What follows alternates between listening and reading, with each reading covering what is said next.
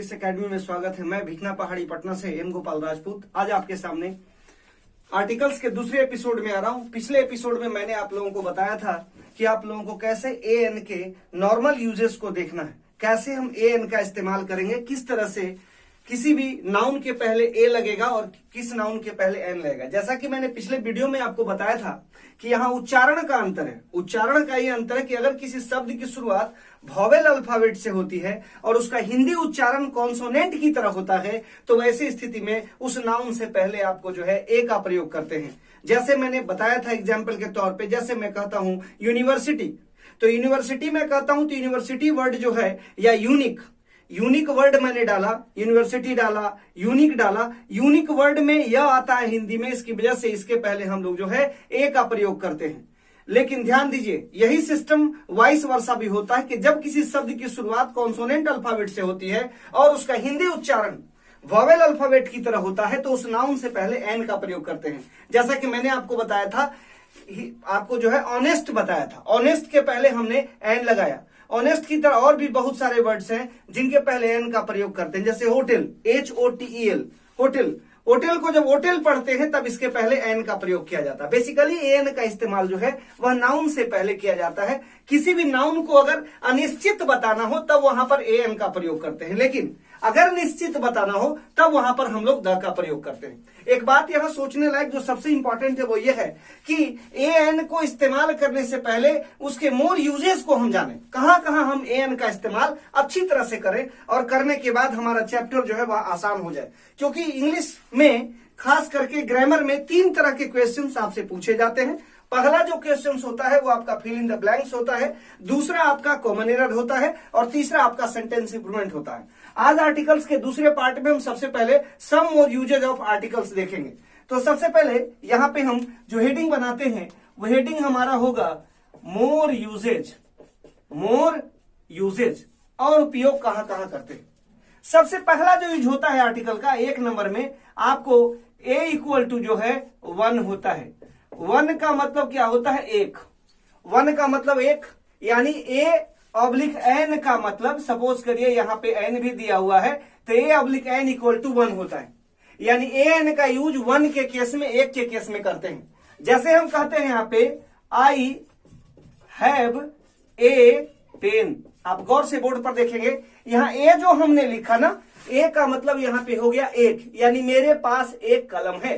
या दूसरा सेंटेंस लिखते हैं she has an ink pot, she has an ink pot. जरा सेंटेंस को देखेंगे, यहां आर्टिकल है, आर्टिकल के बाद नाउन है, यहां भी आर्टिकल है, आर्टिकल के बाद नाउन है। चूंकि यहां पे इस शब्द की शुरुआत इंग्लिश में वॉवेल से हुई है और इसका हिंदी उच्चारण भी वॉवेल की तरह यानी स्वर की तरह हो रहा है, इसलिए इसके पहले किसका प्रयोग किया? एन का प्रयोग किया। तो यह इंपॉर्ट यानी ये दोनों सेंटेंस हमारा क्या है? सही है। लेकिन ध्यान दीजिए, अगर यहां पर हम इसके जगह पर ए का प्रयोग करते हैं तो ये गलत हो जाएगा, अगर इसके जगह पे हम एन का प्रयोग करते हैं तो ये गलत हो जाएगा। लेकिन अगर यहां पे एन का प्रयोग है तो सही है, एन के प्रयोग की स्थिति में सही है, यहां पे ए के प्रयोग की स्थिति में ये सही है। तो सबसे पहला इस्तेमाल हमने सीखा कि ए एन इक्वल टू 1 होता है। दूसरा जो ए एन का इस्तेमाल करते हैं, दूसरा जो हमारा ए एन का इस्तेमाल होता है, A oblique N equal to आपको होता है एनी होता है। एनी को हिंदी में कहते हैं कोई, एनी को हिंदी में कहते हैं कोई। जैसे एक एग्जांपल लेते हैं कि there was a king, there was a king का मतलब हो गया कोई राजा था, यानी यहां ए इक्वल टू क्या हो गया? कोई। ए इक्वल टू क्या हो गया? कोई राजा था, यानी देयर वॉज ए किंग, कोई राजा था। तीसरा जो इसका इस्तेमाल होता है, 3 नंबर जो इस्तेमाल हम करते हैं, खास करके 3 नंबर इसका जो इस्तेमाल होता है वो 3 नंबर होता है ए इक्वल टू आपका ऑन होता है। ऑन आपका क्या है? प्रीपोजिशन है, प्रीपोजिशन है। प्रीपोजिशन जो किसी नाउन या प्रोनाउन के पहले आता है और आकर के उसकी पोजीशंस को बताता है, वैसी स्थिति में हम लोग जो है ऑन का प्रयोग करते हैं। तो ए इक्वल टू यहां पर क्या हो गया? ऑन हो गया। जैसे कहते हैं, एक एग्जांपल लेते हैं कि सुधा वेंट ए हंटिंग, सुधा वेंट ए हंटिंग, ये एग्जांपल सही है चूंकि ए इक्वल टू यहां क्या हो गया? ऑन हो गया। अब देखिए एक सवाल है, बहुत इंपॉर्टेंट सवाल है कि सुधा वेंट ए हंटिंग, सुधा शिकार पर गई, सुधा शिकार पर गई। अब देखिए यहां ऑन है। एक बात मैं आपको और बताऊंगा कि जब किसी सेंटेंस में मेन वर्ब का प्रयोग हो, जब किसी सेंटेंस में मेन वर्ब का प्रयोग हो और मेन वर्ब से पहले प्रीपोजिशन का प्रयोग हो तो प्रीपोजिशन के बाद आने वाला मेन वर्ब हमेशा अपने V4 टर्म में आता है। खैर ये रूल हमारा प्रीपोजिशन का है, यहां मैंने थोड़ा सा इसको हाईलाइट करा है, थोड़ा सा। लेकिन यहां पे A इक्वल टू क्या हो गया, ऑन, और जैसे ही A इक्वल टू ऑन हो गया तो ऑन के बाद V4 का प्रयोग हुआ, यानी सलमान खान शिकार पर गए। ये हमारा सेंटेंस सही है। लेकिन अगर यहीं पे सेंटेंस को, अगर हम सेंटेंस को लिखते हैं, यहां पे A लिखा गया है और यहां पर अगर हम हंट लिखते हैं, ये सेंटेंस हमारा गलत होगा, क्योंकि यहां V4 चाहिए और यहां हमने क्या दे दिया, V1 दे दिया। V1 देने की स्थिति में ये जो सेंटेंस है ये हमारा क्या हो जाएगा, गलत हो जाएगा। इसलिए गलत सेंटेंस को हमें नहीं पढ़ना है, यानी ऑन के बाद V4 का प्रयोग होगा, यानी ये यहां पर हमारा गलत है। नेक्स्ट जो 4 नंबर रूल है, जो 4 नंबर हम कहने जा रहे हैं, 4 नंबर रूल जो बहुत ही इंपॉर्टेंट रूल है, A/N जो होता है इसका मतलब आपको ईच भी होता है, एवरी भी होता है, या आपका पर भी होता है। ध्यान देंगे, ईच, एवरी या पर होता है। जैसे कहते हैं कि Radha comes to my house a week. अब देखिए, Radha comes to my house a week, a week का मतलब हो गया यहां पे, ए का मतलब हो गया एवरी, या यहां पे हो गया राधा मेरे घर जो है प्रत्येक सप्ताह आती है। ईच या एवरी का मतलब क्या होता है, प्रत्येक होता है, यानी ईच या एवरी का मतलब हो गया प्रत्येक। अब देखिए, ईच या एवरी का मतलब क्या हो गया, प्रत्येक। अब जैसे कहते हैं, टेक एन एग्जांपल, दूसरा एग्जांपल हम लेते हैं कि द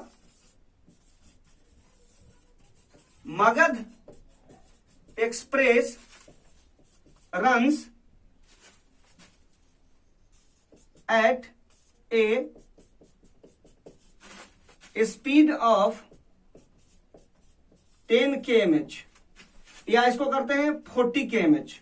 यहां जो ए हमने लगाया, यहां पे जो हमने ए लगाया, ए का मतलब यहां पे रन्स एट, तो रन्स एट अ, यहां जो ए लगाया, ए का सेंस यहां पर का सेंस है। ए का सेंस किसका सेंस है, पर का सेंस। राजधानी एक्सप्रेस रन्स, ठीक है, runs a speed of, runs a speed, तो runs at a speed of, at a मतलब हो गया यहां पे एट हुआ, एट ए स्पीड, यहां पे जो ए लगाया, इस ए का मतलब यहां पर से है, यानी कहने का मतलब कि ए एन के बाद ईच एवरी या पर का प्रयोग किया जाता है, यानी ए एन का यूज ईच एवरी या पर के केस में भी करते हैं। अब एक सबसे इंपॉर्टेंट चीज जो है वो हमें समझना है, जो 5 नंबर हमारा रूल है, जब कोई प्रॉपर नाउन, समझिएगा, अगर कोई प्रॉपर नाउन है, अब समझिएगा कि ये प्रॉपर नाउन क्या होता है। प्रॉपर नाउन, प्रॉपर नाउन को हिंदी में क्या बोलते हैं, आपके दिमाग में बात आ रही होगी कि प्रॉपर नाउन को क्या बोलते हैं। प्रॉपर नाउन को हम बोलते हैं जातिवाचक संज्ञा, जातिवाचक। तो जब कोई प्रॉपर नाउन कॉमन नाउन की तरह काम करता है, जब कोई प्रॉपर नाउन किसकी तरह काम करता है, कॉमन नाउन की तरह काम करता है, तो जब किसी प्रॉपर नाउन का प्रयोग कॉमन नाउन की तरह करते हैं, वैसी स्थिति में उससे पहले आपका जो है ए एन का प्रयोग होता है, उसके कैरेक्टर को देखते हुए। जैसे टेक एन एग्जांपल, मान लिया जाए कि रानू मंडल, रानू मंडल छोटे से जगह पे या शहर में जाकर के छोटे जगह पे आकर के बैठ करके भीख मांगती थी। उनका एक गाना वायरल हुआ।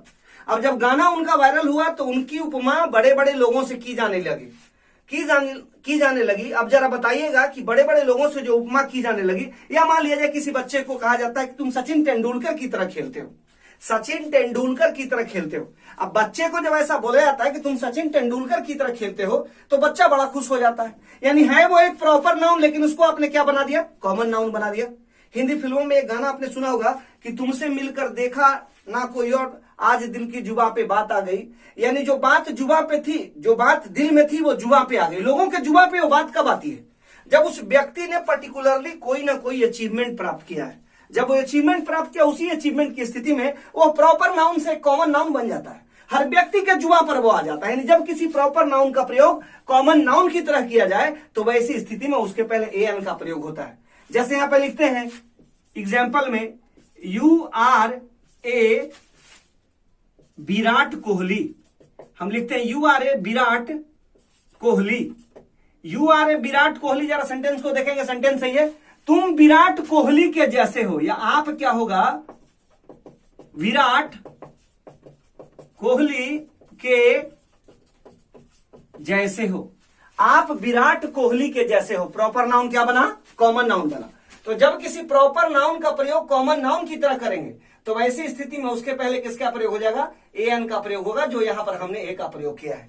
अब एक इंपॉर्टेंट चीज, जो सबसे इंपॉर्टेंट चीज है वो ये है कि आपका जो है ए इक्वल टू ए या एन इक्वल टू जो है आपका द सेम भी होता है। द सेम आपने देखा होगा, इंसान जब अच्छे कर्म करे तो साथ हो या नहीं हो, बुरे कर्म करता है तो जरूर साथ होता है, क्योंकि सबको होता है कि यूनिटी में रहेंगे तो शायद बच जाएंगे।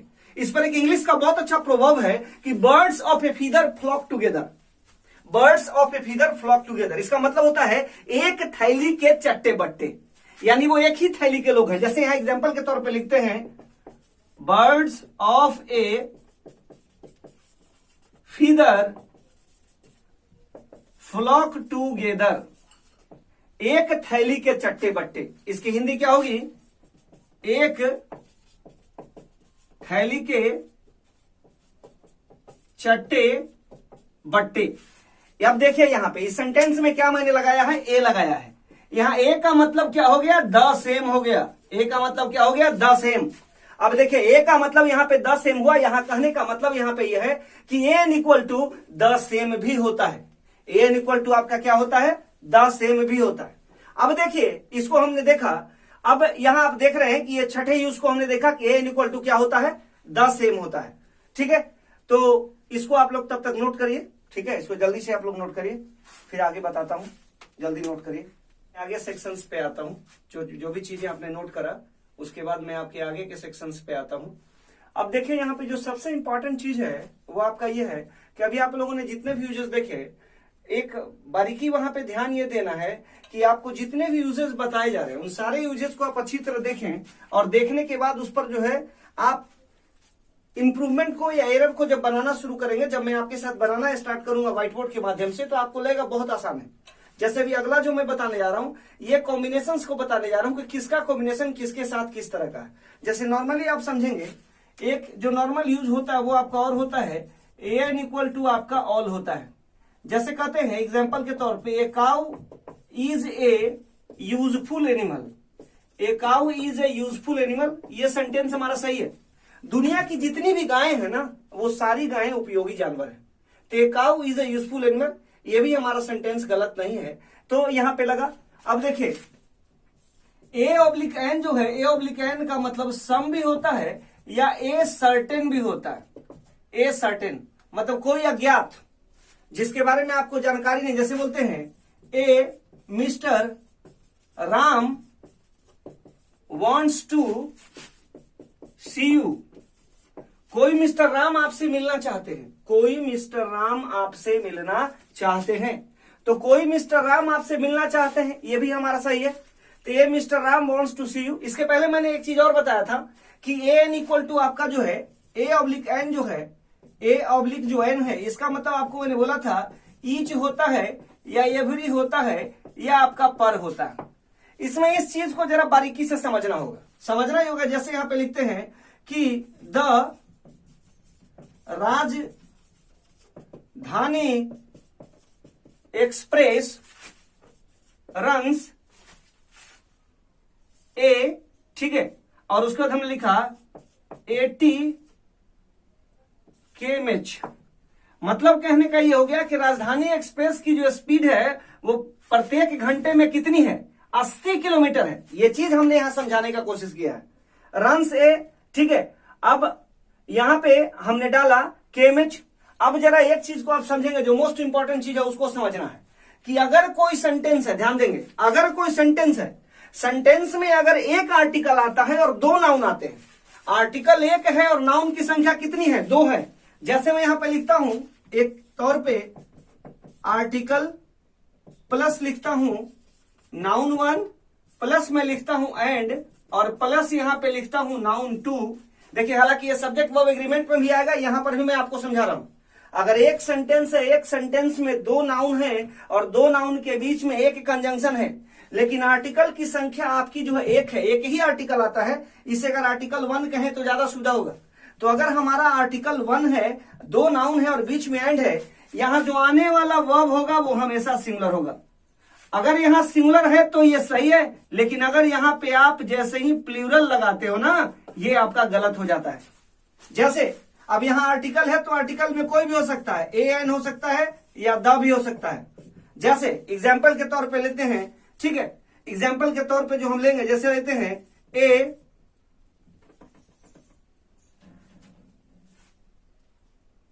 सिंपल सी बात है कि यहां लेते हैं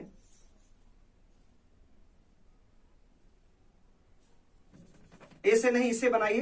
कहता है the PM and HM is coming. The PM and HM is coming. जरा गौर से देखिएगा, the PM and HM, PM का मतलब हो गया प्राइम मिनिस्टर, एचएम का मतलब हो गया होम मिनिस्टर, और यहां पे क्या लगा दिया, इज लगा दिया।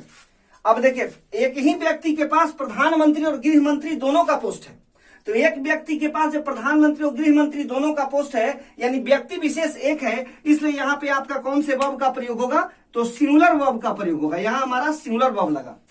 अगर यहां पर प्लूरल वर्ब लगाएंगे तो सेंटेंस हमारा क्या हो जाएगा, गलत हो जाएगा। जैसे हम यहां पे दूसरा सेंटेंस अगर लिखते हैं कि द पीएम एंड करते हैं द एचएम और उसके बाद इज करते हैं और उसके बाद करते हैं कमिंग, ये जो सेंटेंस है मित्रों, ये डेड रॉन्ग है, ये पूरी तरह से गलत है। क्यों गलत है, क्योंकि इस सेंटेंस में हमने दो आर्टिकल दिया, यहां पे हमने आर्टिकल 1 दिया और यहां पर हमने आर्टिकल 2 दिया। तो जब दो आर्टिकल दिया तो यहां पर हमारा ये क्या हो जाएगा, एरर हो जाएगा। ऐसी स्थिति में हमें इसको सही करने का दो तरीका है। सबसे पहला तरीका है कि अगर ऑक्सिलरी वर्ब को अगर चेंज करना है तो ये जो सेंटेंस बनेगा, ये पहला सेंटेंस हो सकता है the PM and the HM. अगर यहां पे आर कर देते हैं तब भी ये सेंटेंस सही है, क्योंकि इसमें दो व्यक्ति हैं, दो पोस्ट है, इसलिए यहां पे हमने आर को लगाया। एक तरीका इसका ये सही है, ये तरीका सही है। दूसरा तरीका है कि अगर हमको इसी सेंटेंस को अगर सही करना है, ये जो ऊपर में हमने सेंटेंस दिया, अगर इसी सेंटेंस को सही करना है तो इस सेंटेंस के अगर ऑक्सिलरी वर्ब को हम नहीं छेड़ते हैं, वैसी स्थिति में जो हमारा 2 नंबर जो आर्टिकल है ना, इस 2 नंबर आर्टिकल को हम क्या करते हैं, हटा देते हैं यहां से। तो जैसे ही 2 नंबर आर्टिकल हटाते हैं तो the PM and HM is coming, और यहां पर ये जो सेंटेंस हमारा है, ये सेंटेंस हमारा सही हो जाता है। यानी ये आर्टिकल का पोजीशन है कि अगर किसी सेंटेंस में 2 नाउन आते हैं, बीच में एक कंजंक्शन आता है और उससे पहले एक आर्टिकल आता है, तो ऐसी स्थिति में हम लोग इसके साथ सिंगुलर वर्ब का प्रयोग करते हैं, ना कि प्लूरल वर्ब का प्रयोग करते हैं। अगर हम प्लूरल वर्ब का प्रयोग करते हैं तो निश्चित रूप से हमारा जो सेंटेंस होगा वो हमारा गलत हो जाएगा। अब इसके आगे फिर हम लोग अगले क्लास में देखते हैं। तब तक आप इन चीजों को अच्छे से आप तैयार करें, इन चीजों को आप तैयार करें, कहां गलत है कहां सही है, इन चीजों को आप यहां पे देखें। फिर अगले क्लास में हम लोग नेक्स्ट एपिसोड में उस चीज को क्लियर करते हैं, इसके आगे आर्टिकल में, जिसमें हम लोग आर्टिकल के और यूजेस को देखेंगे और कहां कहां पर एन का प्रयोग नहीं होगा, उन चीजों पर भी हम लोग अगले एपिसोड में जिक्र करेंगे। तब तक के लिए thank you very much, have a nice day to you all. आप लोग वर्क करिए, सब कुछ आपके साथ अच्छा होगा। Thank you.